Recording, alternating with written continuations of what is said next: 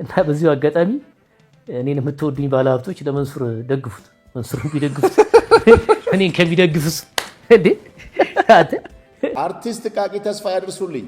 በዚህ ቪዲዮ የማሳስበ ጉዳይ ቢኖር በ24 ሰዓት ውስጥ ይቅርታ እንድጠይቀኝ ነው። ይቅርታ ማጠይቀኝ ከሆነ ግን በቀጥታ ወደ ህግ እንደሚሄድ ላሳስብልህ እፈልጋለሁ። ሰላም የተወደዳችሁና የተከበራችሁ የቻናሌ ተከታታዮች እንደምናላችሁ። በዛሬ ቪዲዮ የምንመለከተው ሐሳብ በድምፃዊ ቃቂ ተስፋይና መንሱር ጀማል መካከል የተፈጠረው አለመግባባት ወደ ህግ አምርቷል። ለመሆኑ መነሻው ምንድነው? መልሱን ለማግኘት እስከ ቪዲዮ ፍጻሜ ድረስ አብራችሁን ቆዩ። ወደ ቪዲዮ ከመግባታችን በፊት ወደዚህ ቻናል ዛሬ ጎራ ያላችሁ ቪዲዮን ላይክ እና ሰብስክራይብ በማድረግ እንድትጀምሩ ስል በትህትና ጠይቃችኋለሁ። ቀጥታ ወደ ቪዲዮ እንግባ። ድምፃዊ ቃቂ ተስፋይ አማላዊ በሚባል ሙዚቃ ታዋቂነትን የተቀዳጀው አርቲስት በአይቤክስ ዩቲዩብ ሚዲያ ተጋባዥ እንግዳ ሆኖ እኔን የምትወዱኝ ባለሀብቶች መንሱሬን እርዱት ብሎ ከተናገረ በኋላ መንሱርም በ24 ሰዓት ውስጥ ይቅርታ ማጠይቀኝ ከሆነ ጉዳዩን ወደ ፍርድ ቤት አቀርበዋለሁ ማለቱ አነጋጋሪነቱ እንዲቀጥል ምክንያት ሆኗል። እንደዚህ አይነት ነገሮችም እጅግ በጣም አስቸጋሪና ከባድ መዘዝን ይዞ እንደሚመጡ አንዳንድ ጊዜ አለመረዳት ትንሽ ዋጋ የሚያስከፍል ነገር ሆኖ እናገኘዋለን። ምክንያቱም አንዳንድ ሰው ሲናገር ፊት ለፊት ወይም የመሰለውን የሚናገር ሰው አለ። ይህ ድምፃዊ ያደረገውም ይህን ነው። ጉዳዩም የተከሰተው ከዛሬ 3 ዓመት በፊት እንደሆነ መንሱር ጀማል ገልጿል። እሱም መንሱር ጀማል የተናገረውም ወደ ቢሮ የመጥቶ እርዳታ ፈልጎ ነበረ። እኔም እርዳታ ሳላረግለት ከቀረው በኋላ ከዓመታት በኋላ ጊዜ ጠብቆ እንደዚህ አይነት ነገሮችን የማይወክለኝን ነገር ሊናገር ችሏል የሚል ምላሽን ሰጥቷል። መንሱር ጀማልም የተናገረው ነገር ምንድነው? ስራዬን የሚያበላሽብኝ ነገርና ከተለያዩ የንግድ ድርጅቶች ጋር ያለኝን አመኔታ ጥያቄ ምልክት ውስጥ የሚያስገባና በእኔና በስራዬ ላይ ጫና የሚፈጥር ነገርን አድርጎብኛል። የስም ማጥፋት ዘመቻ ተደርጎብኛል። ስለዚህ ክስን መሰረታለሁ።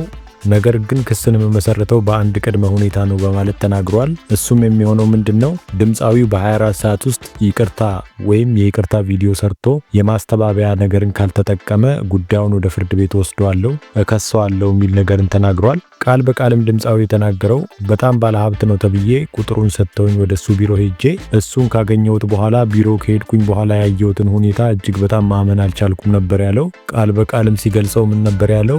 ቢሮ ውስጥ የዶክተር አብይ ፎቶ በአንድ በኩል ተለጥፏል፣ የሱ ፎቶ ደግሞ በአንድ በኩል ተለጥፏል። እናም እጅግ በጣም ትልቅ ባለሀብት ነበር የመሰለኝ። ብዙ ኔትወርክ ያለው ሰው ነው የመሰለኝ። ብዙ ሰዎች ጋር የሚገናኝ ብዙ ሰዎችን የሚያውቅ። እናም በጣም ነበር የተዝናናብኝ። ወንበሩ ላይ እየተሽከረከረም ነበረ ሲዝናናብኝ የነበረው በማለት ቃል በቃል የደረሰበትን ነገር ከሀስከፈ ተናግሯል። በዛም አስከትሎ ስልክ ስደውልለት አላነሳ ብሎኝ ብዙ ነገር ደርሶብኛል በማለት በቀጥታ በአይቤክስ ሚዲያ ላይ ሊተቸው ችሏል። ይህ ነገርም በጣም ከብዙሃን ዘንድ ውዝግብን አስነስቷል። የዚህ ምክንያቱ ደግሞ ምንድነው? በቀጥታ አንድ ግለሰብ ላይ ያነጣጠረ ጥቃትን በመፈጸሙ ወይንም መንሱር ጀማል ላይ ያነጣጠረ ምንም ነገር የለውም ተራ ቲክቶከር ነው እስከማለት ድረስ በሚዲያ ቀርቦ ተናግሯል። ይህም ነገር ለመንሱር ጀማል እጅግ በጣም ውድቀትን የሚያስከትልበትና ከኋላም እጅግ በጣም ብዙ መዘዞችን የሚያመጣበት ነገር እንደሆነ ተናግሯል። ተራ ቲክቶከር ነው፣ በጣም ብዙ ድራማ ነው የሰራብኝ፣ እንደዚህ አይነት ካራክተርም በህይወቴ ዘመን አይቼ አላውቅም በማለት ነበር የተናገረው። ይህ ኢንተርቪው አየር ላይ ከተለቀቀ በኋላም ብዙም ሳይቆይ ነው መንሱር ጀማል ተከታትሎ ሁለቱንም አካላት ወደ ህግ ማቅረብ እንደሚፈልግ የተናገረው። ሁለቱ አካላት እነማን ናቸው? የአይቤክስ ሚዲያ ባለቤትንና ድምፃዊውን በቀጥታ ወደ ህግ ለማቅረብ ዝግጅቱን እንደጨረሰና ነገር ግን የይቅርታ ቃላቶችን እየጠበቀ እንደሆነ ተናግሯል። ጉዳዩ ከህግ አንጻር እንዴት ይታያል? የህግ ባለሙያዎች የሚወስኑት ነገር ሲሆን ነገር ግን ይህ ነገር በቀጥታም ሆነ በተዘዋዋሪ አንድን ግለሰብ ስምን ማጥፋትና ስምን ማጠልሸት በሚል ክሶች ሊከሰስ ይችላል። ምክንያቱም ይህ ወንጀል ቀላል ወንጀል የሚባል አይደለም። ስም ማጥፋት ማለት ከባድ ነው አይደለም። በሚዲያ ላይ በ3 ምስክሮች እንኳን ቢቆም እንደዚህ አይነት ነገር ከህግ አንጻር ህግ የያዘው ነገር እጅግ በጣም አደገኛ ስለሆነ በሁለቱ መካከል የተፈጠረው ነገር ይህንን ይመስላል። ይህ በእንዲህ እንዳለ እንግዲህ ቃቂ ማለት የ90ዎቹ ፈርጥ ዘመን ተሻጋሪ ስራዎችን የሰራና እጅግ በጣም በብዙሃን ዘንድ ታዋቂነትን ያተረፈ እጅግ በጣም ዝነኛ አርቲስት ነው። እጅግ በጣም ዘመን ተሻጋሪ የሆኑ ስራዎችን ሰርቷል። በጣም ብዙ ሰዎች ልብ ውስጥ ገብቷል። የሱን ዘፈን ሰምቶ ያልተዝናና የ90ዎቹ ትውልድ የለም። ዘፈኑም አሁን ድረስ ዘመን ተሻግሮ ይደመጣል። በጣም እጅግ በጣም ጎበዝ ድምፃዊ ነው።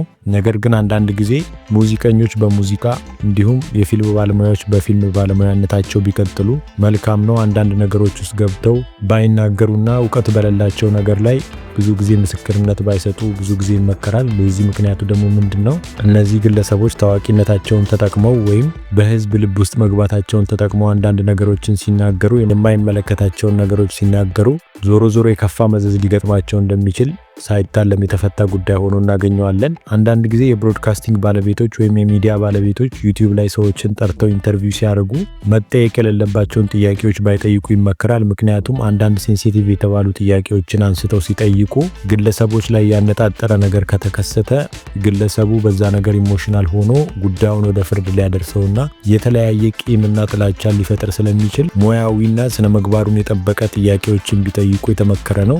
ምክንያቱም በኢንተርቪው ላይ እንደተከታተልነው ጠያቂው እጅግ በጣም ሴንሲቲቭ የተባለ ጥያቄ ጠይቆ ነካክቶ ድምፃዊው እንዳሻው እንዲናገር ካደረገው በኋላ አብሮ መሳቅና ቪው ለማግኘት ወይም አብሮ ድምቀት ሆኖ እንደዚህ አይነት ነገሮችን መከታተል ተገቢ ያልሆነ ነገር እንደሆነ ማንም ሰው የሚገነዘበው ጉዳይ ነው። ምክንያቱም እጅግ በጣም አዝናኝ የሆኑና ቀለል ያሉ ጥያቄዎች የሚጠየቁ ጥያቄዎች አሉ። ነገር ግን አልፎ ፐርሰናል የሆኑ ነገሮች ሲነሱ የሰዎችን ማንነትና ጓዳ ሊበረብሩ ስለሚችሉ እንደዚህ አይነት ነገር ባይነሱ ይመረጣል። ሙያዊ ስነ ምግባራቸውንም ተከትለው እንደዚህ አይነት ጥያቄዎችን ቢሰነዝሩ የተገቢ እንደሆነ ብዙ ሰዎች ያምናሉ።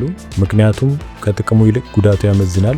ይህ ነገር ዞሮ ዞሮ እሱንም ከህግ ተጠያቂነት አያስመልጠውም። ምክንያቱም በሱ ሚዲያ ስለተላለፈ ጉዳዩ በህግ እንኳን ቢያዝ የሚዲያው ባለቤት ጠያቂውም ጭምር የህግ ተጠያቂ እንደሚሆን ግልጽና ግልጽ የሆነ ጉዳይ ስለሆነ ለሰዎችም ሳይሆን ለራሳቸውም ቢያዝኑ መልካም ነው። ምክንያቱም አሁን የምንታዘበውና የምናየው ጉዳይ ምንድነው? እያንዳንዱ ግለሰብ ተነስቶ የራሱን ሚዲያ እያቋቋመ እንግዶችን እየጋበዘ ሲጠይቅ ይስተዋላል። በሚጠይቅበት ጊዜም ደረቅና ቀለል ያላሉ ጥያቄዎች እንዲሁም መጠየቅ የሌለባቸውን ጥያቄዎች የሚጠይቁ የሚዲያ ባለሙያዎችን ቁጥራቸው ቀላል አይደለም። እነዚህ ግለሰቦችም ገንዘብ ብቻ ለማግኘት ትኩረት አድርገው የተነሱ መሆናቸው ግልጽና ግልጽ ነው። የዚህ ምክንያቱ ደግሞ ምንድነው? ሙያዊ ስነ ምግባርን ያላከበረና ትምህርቱን እንኳን ሳይወስዱ የጋዜጠኝነትን ጥበብ ሳይቀዳጁ ዝም ብለው ከሜዳ ተነስተው ማድረግ ስለሚችሉና አቅሙ ስላላቸው ብቻ ማቴሪያሎችን አሟልተው ስቱዲዮ ከፍተው ፖድካስትን እየጀመሩ ብዙ ሰዎች ያልተገባ ጥያቄን እየጠየቁ ያለሙያቸው ገብተው እጅግ በጣም ተገቢ ያልሆኑ ነገሮችን ሲጠይቁ ይስተዋላል። እናንተስ ስለዚህ ጉዳይ ምን ታስባላችሁ? ሀሳብ አስተያየቶቻችሁን በኮሜንት አጋሩን። ጊዜ ሰጣችሁ ስለተከታተላችሁኝ እጅግ አድርጌ ከልብ አመሰግናችኋለሁ።